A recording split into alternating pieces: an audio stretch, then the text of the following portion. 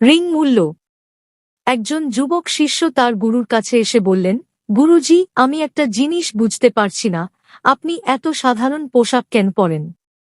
এগুলো দেখলে মনে হয় না যে আপনি একজন জ্ঞানী ব্যক্তি যিনি শত মানুষকে শিক্ষা দেওয়ার মহান কাজ করেন। শিষ্যরা।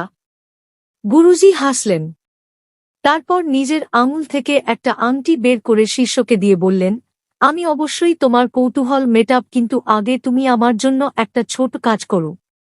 এই আংটিটা নিয়ে বাজারে যাও এবং কোন সবজি বিক্রেতাকে দিয়ে দাও। এই রকম কিছু দোকানদার এটা বিক্রি করে দাও। বিনিময়ে অন্তত একটি আশরাফি সোনা আনতে ভুলবেন না।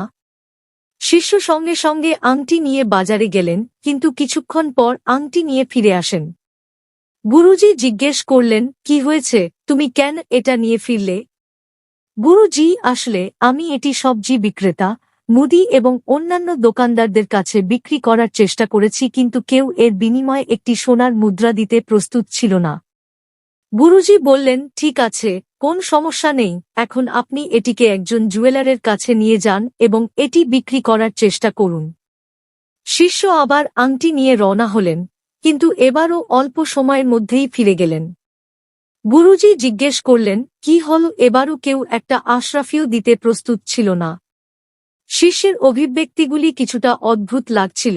তিনি ঘাবড়ে গিয়ে বললেন, আরে না গুরুজি, এইবার আমি যত জুয়েলার্স করতে গিয়েছিলাম তারা আমাকে এই বলে ফিরিয়ে দিয়েছে যে এখানকার সব জুয়েলার্স মিলে এই মূল্যবান হীরাটি কিনেছে, এটা কিনতে পারি না।